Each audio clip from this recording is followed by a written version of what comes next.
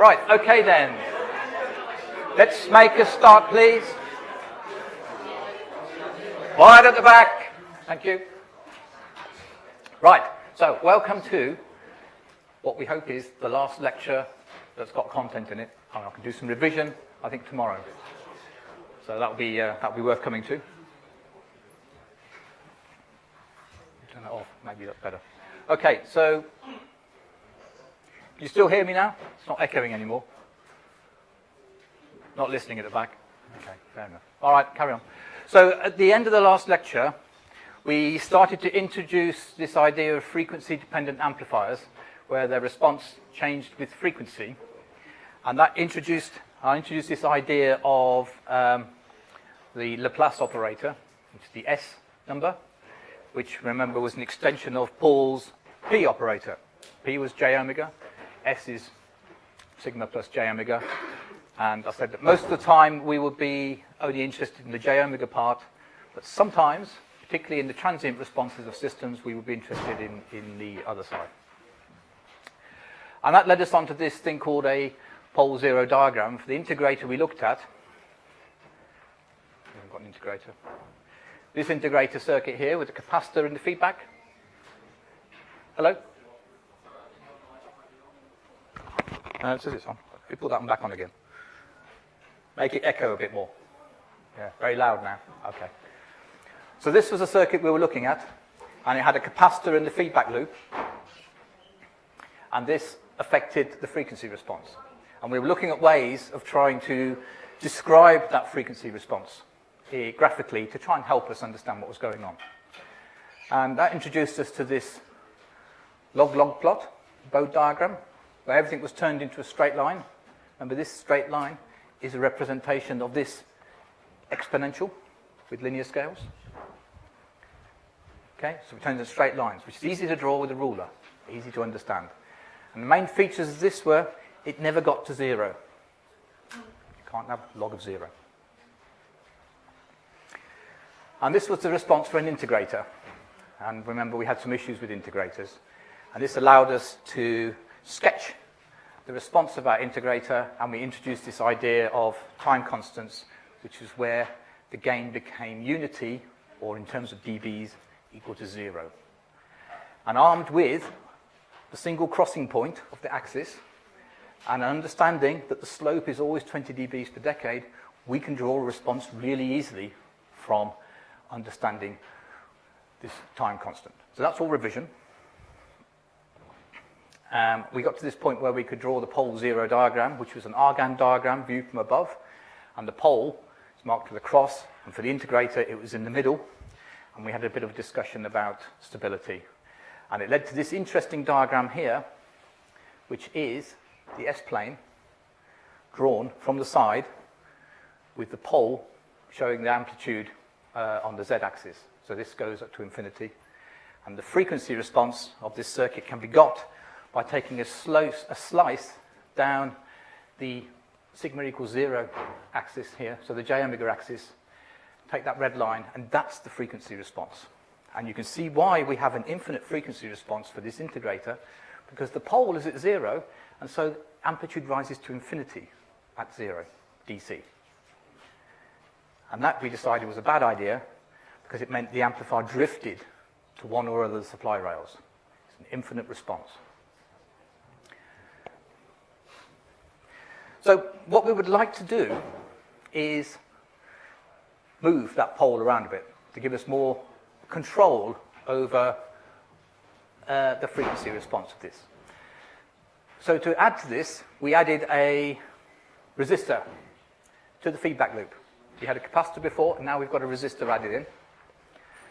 And that, I propose, will get rid of this problem with an infinite response. And we can get to this by looking at this circuit and just going, actually, we can apply a bit of common sense to this and understand what's going on. So at DC, before, we had a problem because capacitors are open circuit to DC. They're two plates. So at that point, there was no feedback because it couldn't get through the capacitor. In this case, at DC, this capacitor here may well be open circuit, but we've got a resistor around the outside. So there is a path for feedback, negative feedback. And we look at that and we go, well, actually, if we ignore that capacitor, that looks like a non-inverting amplifier. And we know the gain of the non-inverting amplifier is just R2 over R1.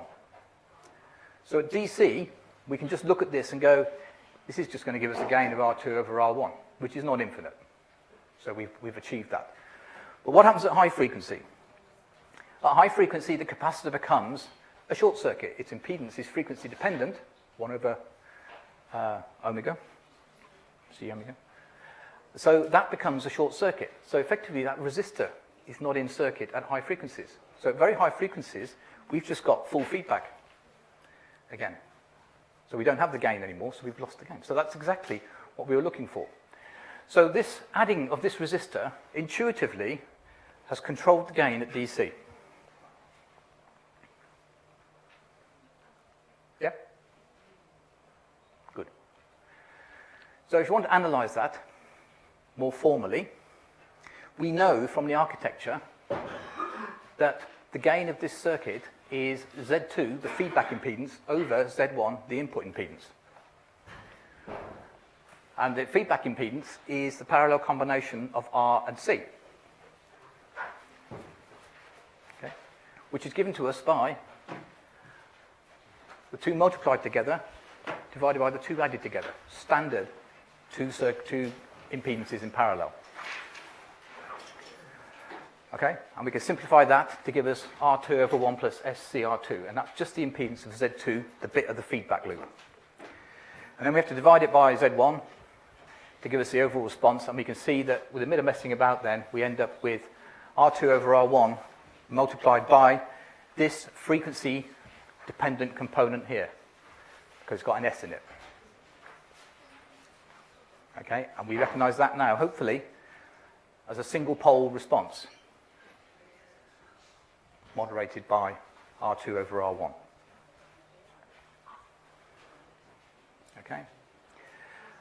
And so we can look at this at DC and AC again, as I suggested, and it becomes obvious from the equations then what's going on, because at DC, S tends towards 0, and so that just tends to R2 over R1, so we can get that from the transfer function, and so that's the DC gain for what's going on there. So what we want to like to know is, where is the pole in this system? In the previous integrator, we had our pole at 0, and it was obvious. Here, we want to find out where the pole is. The pole, again, is sort of obvious when you know what you're looking for. You're looking for the denominator of this being equal to 0. That gives us our pole response. It's when the response becomes infinite, and that is equal to 0. So that's a simple enough equation to rearrange in terms of S. S becomes minus 1 over CR2. And you can sort of see that from the equation. We said earlier in the last lecture that time constants, the coefficient of the S, becomes important. And there it is again. S equals minus 1 over CR2. We also said in the last lecture that if poles were negative, they're in the negative plane of the pole zero diagram, then the circuit was stable. If it was on the axis, it was marginally stable, and if it was positive, it was unstable, and we didn't like that. So this, now, by looking at a response with that resistor in it, we now have a pole in the left-hand plane, so it's looking to be stable, which means no infinite response at 0, which is sort of what we got. So that's where the pole is for the pole zero diagram. If we want to then just plot the frequency response, the DC frequency response, we can replace S with j omega, the simpler form, or P if you like, the Paul's operator, Paul Heaviside operator. And then you need to work out some point that you can then plot on the graph, and we call this the break frequency or the 3 dB frequency. And so we need to work out the magnitude of this complex number. We did this for decoupling capacitors earlier. So it's the same ideas coming out again. All we're looking for is the magnitude of this transfer function. And we're going to set it to some arbitrary value, which is called the break frequency or the 3D point, and solve it. And that will give us our point there. So it's worth doing it once, for you anyway, by the long-winded method, of working out what is the actual amplitude, magnitude response of that complex number there. So we normalize it, first of all, because we're only interested in the frequency-dependent side of it. And then you want to work out the magnitude of that. And to work out the magnitude of that, one way of doing it, there are other ways. One way is to multiply it by its complex conjugate, so, which is that bit there. And then we then take the square of the real and imaginary parts that pop out from that, and that gets rid of the complex part or the imaginary part. And if you do the sums, that boils down to that. And note that the omega CR is still an important feature, although it's squared in this point. So that's the magnitude. We need to set that to some value to solve it, some arbitrary value, and people tend to take the half power point. So we set it to be the square of it, or the square root of it to be equal to a half. That gives us the 3D point, or the half point. We then solve for omega, just rearrange that to give us omega. And look, omega just pops out as being 1 over CR2 again. So once you've done it once and understood the process, that you're just taking the magnitude of a complex number and fixing it against some value to solve it, you can then go straight to this in future. Because the whole point of these diagrams and these analyses is to make it easier for us. So once again, omega equals 1 over CR2. So, in terms of our pole zero diagram then, our pole is negative on the left, yeah, on the axis, but that's just what the sun did. So that means it's stable. Great. Yeah.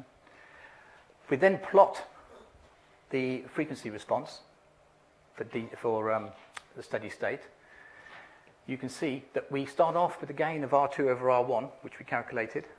Because of the log-log plot, effectively goes flat. We can draw it with a ruler till we get to the 3 dB point, the break point, or whatever. And at that point, we then draw a line straight down at 20 dBs per decade. And that is the Bode approximation. Straight line, straight line. And this break frequency at omega equals 1 over CR2, if you know C and R2, then you can plot that on here, becomes the point where we can just draw the frequency response. So we can just sketch frequency responses really easily. Okay?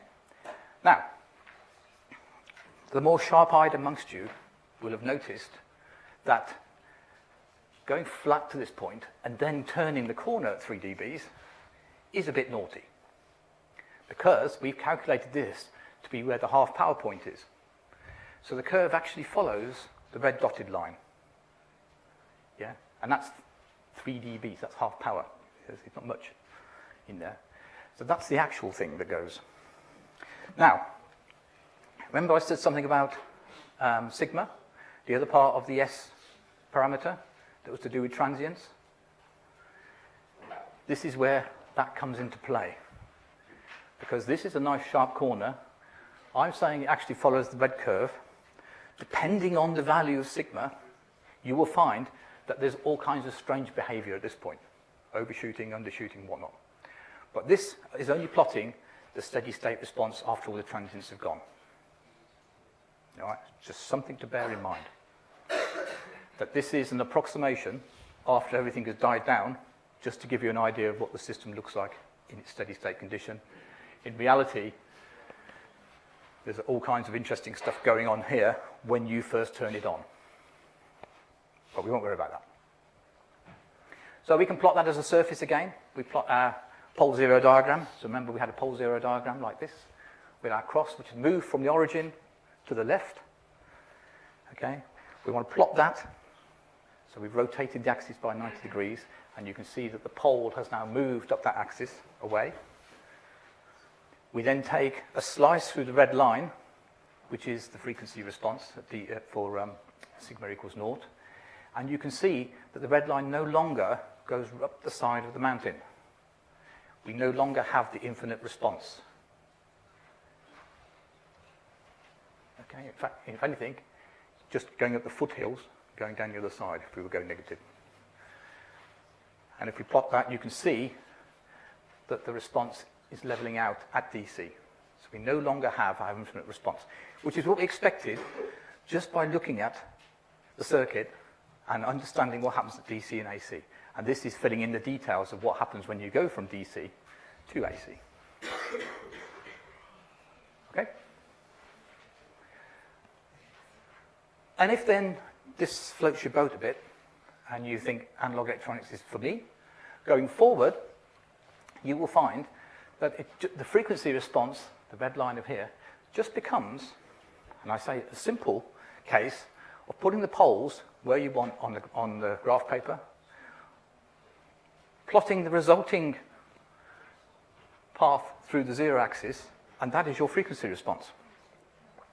And there's a certain sort of symmetry to it. So we don't do this until the third year, but this is just to show that a fifth order filter, so it's quite complicated, a Butterworth one, defined by Butterworth polynomials, very complicated maths involved in that, is actually very easy to solve and create because the poles of the Butterworth response are based on the arc of a circle, equally spaced. So you can just draw them on a bit of paper. If you know you want a fifth order filter, you just space the 5 poles out equally, plot them on the pole zero diagram, and look at the response. And what we've got is a completely flat response all the way here. There's no lumpiness there, and then it dies away. And this is the art of the pole zero diagram for the more complicated systems. It becomes a simple case of sketching it, looking at what you want, and then we just got to get the C's and the R's in the right places to get us to that response there. But we don't do that this year. But things that look complicated, if you look at them in different ways, can become easy with a bit of knowledge. So what happens with series RC feedback?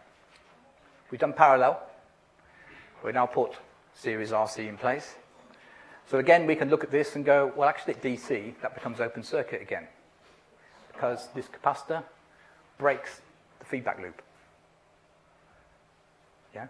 But at AC, when the capacitor becomes short circuit, it's looking like the inverting amplifier again with a gain of R2 over R1. So at high frequencies this time, the gain is controlled.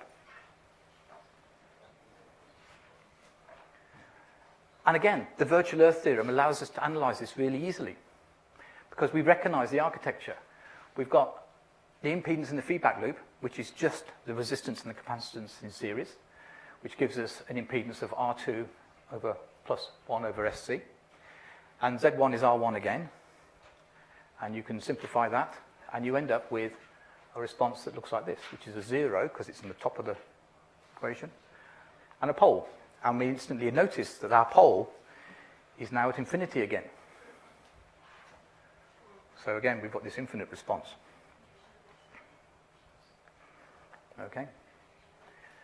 So we're in the steady state, where S equals J omega, so we can look at that and work out what's going on with this 0 this time.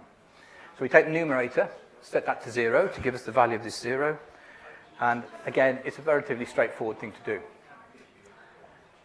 So we've got a problem? Any problem? Very loud. I've got a microphone. And no? Happy? Okay. So again, we just solve this down again. And unsurprisingly, omega equals 1 over CR2 becomes a key point of this as well. So these same things keep coming up over and over again.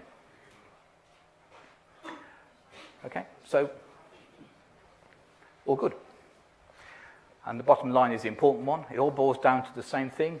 1 over CR2 is an important value. And you can get straight to it. So you can look at that and you go, there's a 0 at CR2, whatever that value is, and there's a pole at CR1, and that becomes dead easy to plot.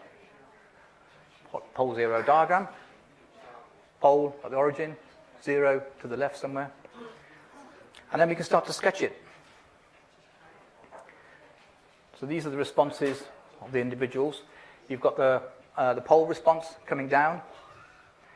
And then as the 0 response starts to come into play at 1 over CR2, it cancels out this response here, and the curve flattens out to R2 over R1, which gives us our controlled gain at high frequencies. And we get all this just by plotting the zero and the pole unity gain points. And the lines, the zero at this point, as it starts to rise up, cancels the pole coming down, and we get pole zero cancellation, and the response stays constant.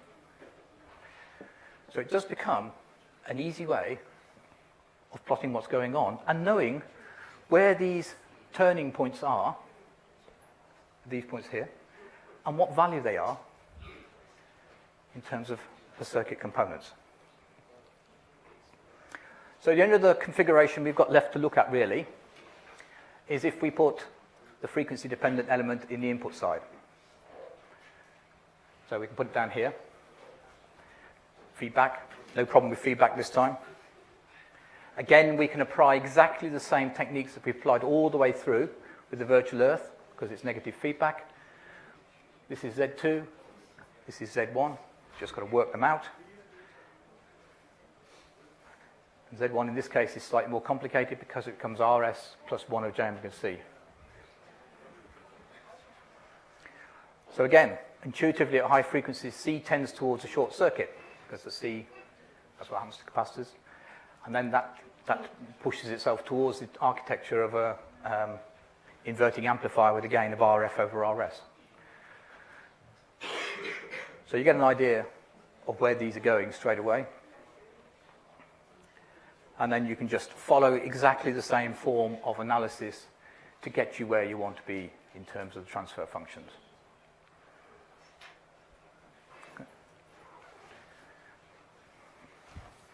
So again, you can just check. You say, what's the frequency? Frequency is 0.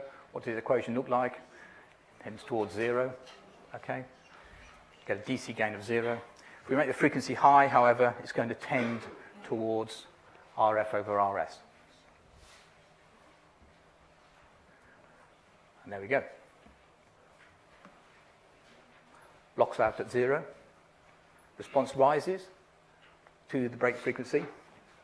1 over CRS, remember, very important term. Let's get that. Break frequency then flat with the gain of RF over RS all the way on. So we can control what our frequency response looks like. We can choose to have it high pass or low pass, or even stuff in between. Now I said it was a differentiator. It's not obviously a differentiator, but we can show with more classical methods why this might be a differentiator. So we'll take it down to its simplest form. We'll just ignore the source resistor, so the resistor that was here, take that out for analysis purposes. And then we can say that the input current, which is going to be the current that goes around the outside, remember, because the op-amp has an infinite input impedance, and we're applying the virtual earth theorem. See how important this virtual earth theorem is? So all that current is going to go through there. So that current in, I in, is equal to the current going around the outside loop. And that becomes very easy to analyze because we know this potential is at ground, and therefore this potential is also at ground. So we can say that I in is equal to C dV in by dt, okay, which is standard. We should all know that by now. And we can also say that therefore I in, the current going around the feedback loop, which has to be I in, must also be equal to minus V out over R, because remember this ends at 0. The current is flowing that way, so this end has to be negative. So we can relate those two together, the two I ins, and that gives us an equation relating V out and V in, which we're quite happy with. And look, V out is equal to some time constant term multiplied by differential of V in with respect to time. So we've made a differentiator. V out is proportional to the differential of the input.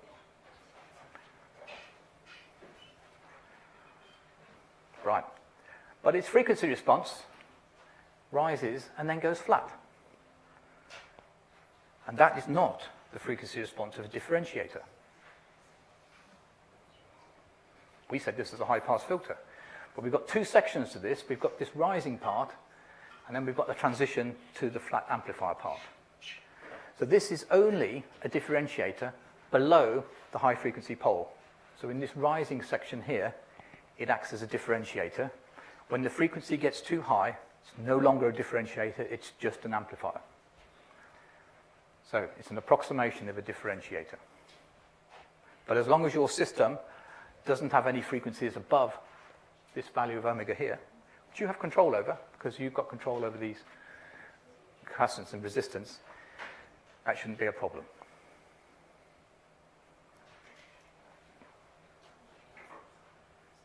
Any questions? All we've done is we've taken the architecture of the inverting amplifier, understood that its transfer function is the feedback impedance divided by the input impedance. We created complicated circuits with different impedances in the feedback loop.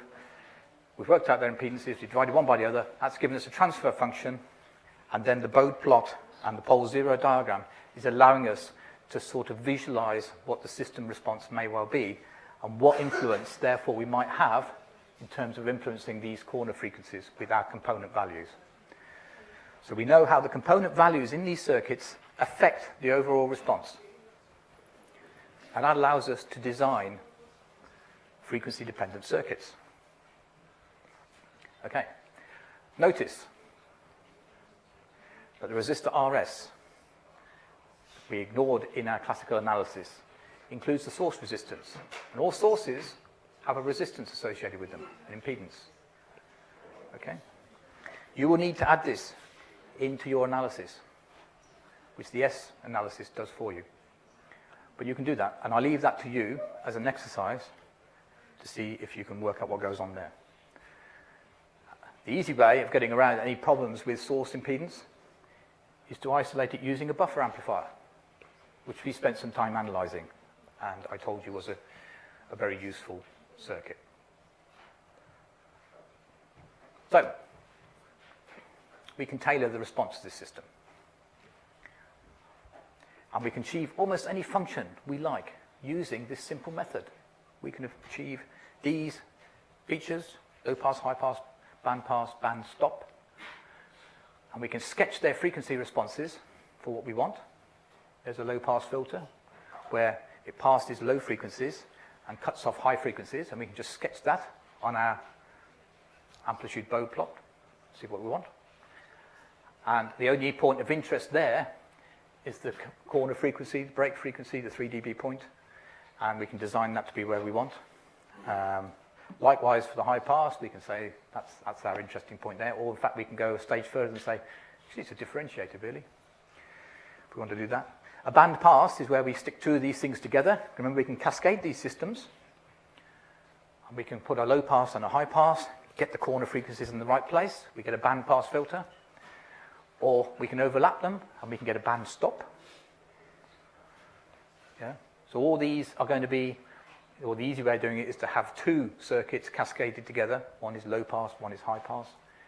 Match the corner frequencies to be what you want. And then, as they get closer together, you end up with something called a band stop or a notch filter. And that's quite a useful thing, because sometimes you want to get rid of one particular noisy frequency, and the obvious one to try and get rid of might be 50 hertz from the mains and everything else that's going on. So you can just notch that out, get rid of it, and then the rest of your system will be okay. Right, so in summary then, summary of our filters, with the virtual earth theorem, and you have to understand the virtual earth theorem, and a good knowledge of some transfer functions, you can make and analyze very complex frequency-dependent circuits, even more complicated than the ones we've looked at, quite easily. And we can control all kinds of things. We haven't looked at phase, but we understand about the break frequency, and we understand where the slope comes from. And we've just done the basics, but that technique applies for all kinds of circuits, particularly in control. And it all comes from a knowledge of this virtual earth theorem. So I keep banging on about that. What that probably means is it's worth learning about the virtual earth theorem for the upcoming assessments. Okay.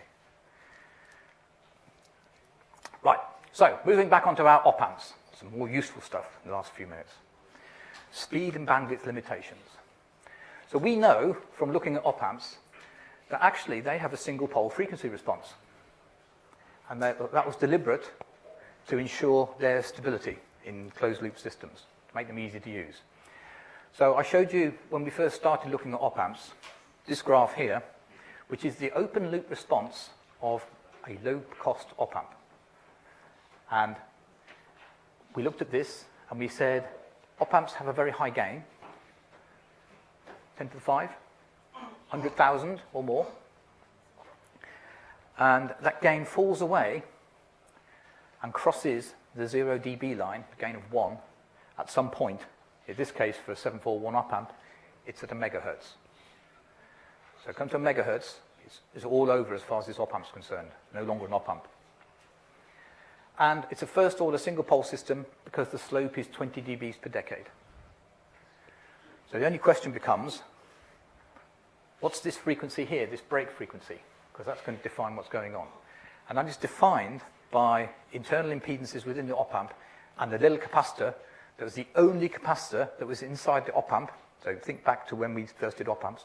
There was a little 30 picofarad capacitor integrated into the op amp. And that was to give us this overall response, which has the stability. And that gives us this frequency here of about 5 to 10 hertz for a 741, which is very low frequency. But because the gain is very, very high, 100,000, it takes a long time to come down to low values. Okay? And it crosses it. So what that means is that it looks like a low-pass filter to start with, but very high gain. But when we apply feedback to it, we can only operate within this curve. We have to operate under this line. We can never get a gain of more than 100,000. We can never get a bandwidth of more than 10 to the 6. And if we want any kind of gain at all, we're going to have to reduce our bandwidth down a bit. So for here, for example, a gain of 100 gives us a bandwidth when it hits this line of 10 to the 4 hertz. And likewise, if you want a gain of 100,000, heaven forbid, your bandwidth is limited to 10 hertz. So you're operating within that kind of restriction for a single simple op amp.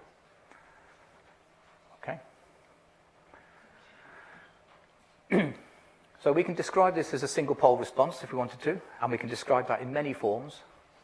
We would maybe recognize it as A0, the high gain, 100,000 over 1 plus ST, or torr, where torr is a time constant related to the 10 hertz. We can replace it with the J omega for the DC response if we want it, or for the steady state response. Or we can define it in slightly different ways as a ratio of frequencies, where this is the pole frequency and omega is just the frequency that we're interested in. And obviously as 2 pi f equals omega, we can describe it in that form as well. And then you can say torr is equal to omega p, or 1 over omega p, and so on. And torr is known as a time constant, equal to 1 over c normally in that kind of circuit. But time constant is a more general term for that. So high bandwidth equals lower gain. Yeah. If we want a wide bandwidth, we have to be low in amplitude in terms of the gain. So let's look at a specific example then. Here's an op amp with a closed loop gain of 100. So remember, that's just through the ratio of the resistors. We've got 1 meg over 10k, and that gives us a gain of 100. We can plot that on here, and we can read off for this particular op amp, our maximum bandwidth will be 10 to the 4, 10 kilohertz or so. And that's quite easy. Yeah. So there's effectively this sort of gain times bandwidth feature of these systems. And it's a constant. And for a 741 op amp, gain times bandwidth is equal to 1 megahertz, because that's the unity gain frequency that you get from the data sheet. Thus, if you wanted a closed loop gain of 10, the maximum bandwidth you could have is 100 kilohertz. All the way down to, if you want a gain of 1 buffer, the maximum bandwidth you can have is 1 megahertz, and anywhere in between. And you've just got to multiply gain times bandwidth equals 1 megahertz. Simple to work out whether your amplifier is going to work for the gains you want, the frequencies you want. There are loads of op-amps out there, and they have slightly different features. So pick the one that matches your requirements. For example, the AD711 has a bandwidth of 16 megahertz, which means that you will get a wider bandwidth with higher gains. They're a bit trickier to use. Stability is a bit more of an issue. But a good common one that effectively took over from the 741 is this TL081, which improved the bandwidth from 1 megahertz to 3 megahertz or so, which doesn't sound like a lot, but it makes it incredibly useful for audio purposes, and it's still very stable and easy to use. So a more modern op-amp, and this is still about 30 years old, is the TL081, but that's a pretty good op-amp. All right. So just to finish off then, while some of you are still awake, hands up if you're asleep. Caught you out. Right, so the last little bit, the last push. Just stay awake for this. I know it's a hot day and everything. We get this finished. How to calculate the closed-loop bandwidth rather than applying the gain bandwidth product.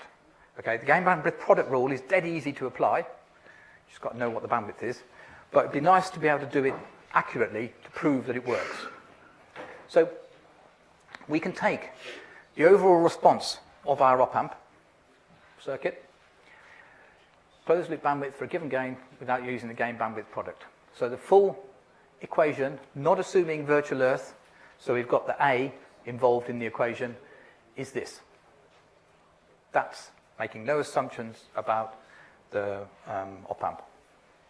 No, about virtual earth anyway. So we now know from here that A, which we assumed was a constant high gain before for our op-amps, is actually defined by this single pole response. We have to replace that A in the equation with the single pole response, which now has a frequency term associated with it. So we replace A with A0 1 plus ST, and that brings in the op-amp limitations. So just substitute that in, and now we've got some more algebra to do. You can rearrange that into this kind of form here, and that in itself is just a single pole response. Yeah, you've got a frequency term here, and some modifier that's got a bunch of constants in it. So that itself is a single pole response. It shouldn't be unsurprising if you think about the diagrams. And the closed loop pole frequency of that, we just have to set that lot to be equal to 1 to get the pole of that response. And you can then work it through by the techniques we've recently looked at to say that omega of the closed loop pole is equal to A0 R1 over tau R1 plus R2, which is just a meaningless equation at the moment. But what that's really doing, what we've done, is we've plotted or calculated the transfer function of this red line for any version, any values of gain. So it would be anywhere under this thing. So we've taken the overall closed loop response, which was the A response. We've closed the loop, put it in the equation, and now we can calculate this red line accurately for any values that we wanted to. Okay, so we can do that. As this one here is equal to 10 hertz, we can work out the time constant, 1 over 2 pi f, which is 1.0159 seconds, which will crop up a lot as you go forward. So we can start to substitute that into the equations here. We know that R1 and R2, well, R1 is much smaller than R2, so effectively R1 plus R2 is pretty much equal to R2. So that boils down to that. Put the numbers in, and suddenly the closed loop pole, which we're trying to calculate, given to us at 10 kilohertz, which is that corner point there. So this is how to mathematically calculate where that corner is, rather than just applying the gain bandwidth product rule. But they give you the same answer. So the gain bandwidth product rule is much easier to do, you can do it in your head, than to do this. But you need to understand where it's come from. And it shows that the gain bandwidth product method is actually pretty accurate. So, You can relax now. We've covered, in this part of the module anyway, transistors, how they work, what we can do with them. Field effect transistors, which were a variation on the theme. We've got two different families of transistors to worry about. They're very similar. We had similar models. How we can do basic amplifier design with these transistors. Common emitter, common collector, that kind of thing.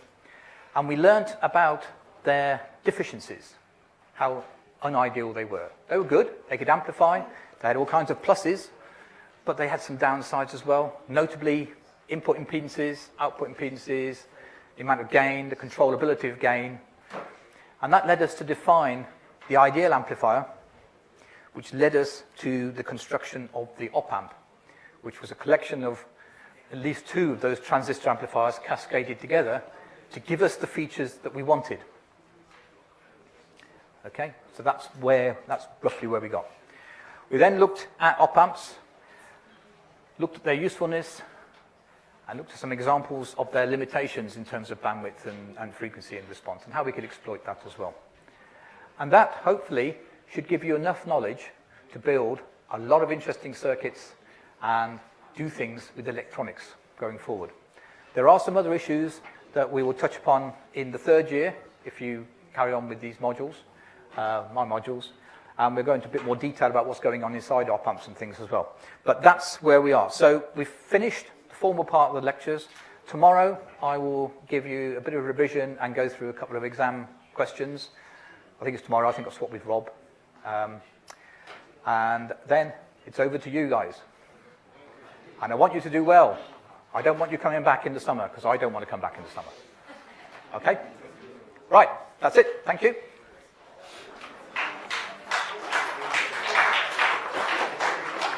Pleasure. Don't applaud, throw money. Do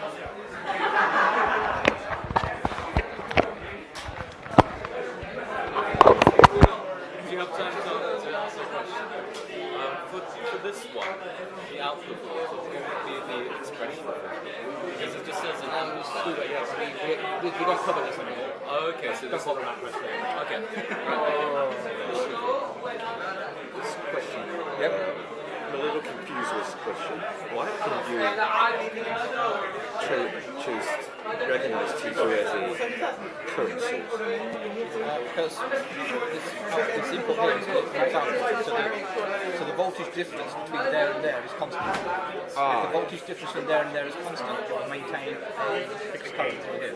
So in the examination, I just said the gain source and the drain source is the gate source voltage is constant because they're connected to each other. Fixed. And if the gain source voltage is fixed, then the current flowing through it, which is dependent on that voltage, is also fixed. So it becomes the current source, because the current can't be anything else. Yeah, so the examination, I just write that down. And thank you. You lost, Dave? No, I've decided it's time for me to learn a bit about circuit Yeah, some theory. proper stuff. Do some proper I know maths. this is like something to do with what we just said, but I don't know exactly How you doing, all right? Yes, I'm fine. Really enjoying my sabbatical. Did you define sabbatical as everything where you're not head of No, that was most of it. Is it just for? I did think it was that. Right. Oh, that's too much. This is why it's been driving us to safety days for no reason. I just okay, thank you. It's literally. I'll send you a note, that's all right. That's fine. There's a bit at the beginning for you to fill out, and then I'll have to respond to that. Yeah, that's good. Thank you. How did you get so many people here? We're really, really popular. We start off with a lot more. There's over 200. You've got 182 on the list, but there's well over 100 here. If you can find them.